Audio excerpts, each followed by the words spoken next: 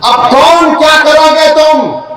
ये जो दल्लाल फिरते हैं हमारी कौम के दल्लाल, अरे दल्लालों अभी तो अपना मुंह काला करके घर में बैठ जाओ। बरसों से धोखा दिया गया है, बरसों से धोखा दिया गया। ये मैं नहीं कह रहा हूं, बिहार सरकार कह रही है। सुरजापुरी बरादरी को नौकरी नहीं मिलेगी तो सेकुलरिज्म की कामयाबी है। शेरशाहबादी को नौकरी नहीं मिलेगी तो क्या मोदी को रोका जा रहा है? कुल्हिया बरादरी को हिस्सा नहीं मिल रहा है मगर तेजस्वी मुख्यमंत्री बनेगा? अरे शर्म करो, अपने बाप का नाम मिर्जामलीक मत करो। अगर अभी तुम्हारे दिलों में जो धोखा देकर चले गए, अगर तुम्हारे दिलों में गीरत बरकरार है तो सोचो कि किससे धोखा हो रहा है। और तुम्हारा मगर राज किसी और का हो रहा है।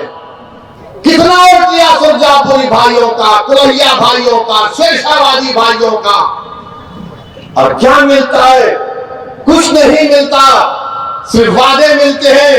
और चुनाव आएगा तो बोलेंगे सेकुलरिज्म को जिंदा रखो।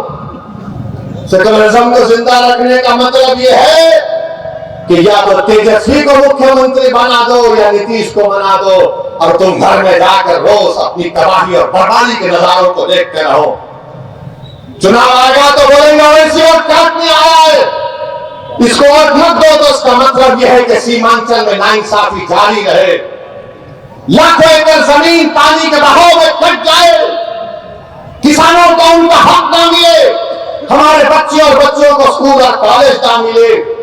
मेरे भाई, ये सच्चाई आपको बयान कर रहा हूं। इसीलिए तो सब के सब हम पर गाली लगाते हैं, हम पर इल्जाम लगाते हैं।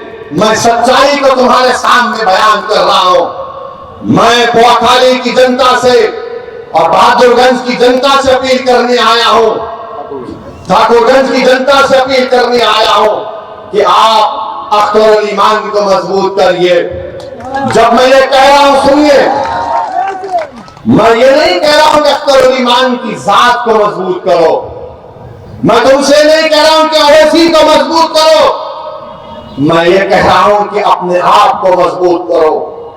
और मजबूती कैसे होगी? जब आप अपने वोट का सही इस्तेमाल करेंगे।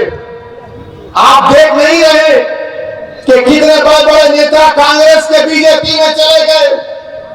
महाराष्ट्र का मुख्यमंत्री रहा अशोक राव बीजेपी में चला गया। बोलो उसके बारे में, बीटी नहीं बोलते उसको। कितने भाग भाग कर बीजेपी में जा रहे हैं, उनको कोई कुछ नहीं बोलेगा। मगर जब ओवैसी आकर सीमांचल जिंदाबाद, सीमांचल इंसाफ की बात करता है तो इनके पेट में दर्द शुरू हो जाता है। जब अख्तर अली ईमान बिहार की विधानसभा में गरीब और मजलूमों की आवाज बनकर उनके हक की बात करता है तो इनको पेट में दर्द शुरू हो जाता है। तेजस्वी यादव को जरा सोचना चाहिए था कि जब तुमको मजलिस की जरूरत पड़ी तो अख्तर अली ईमान को बुलाया और बोला कि अख्तर भाई हमारा साथ दे दो। तेजस्वी, तुमने जो 4 गुलाब जामुन समझकर हमारे विधायक को खा लिया, वो हजम कर दो तुम उनको। क्या किया तुमने उन 4 का?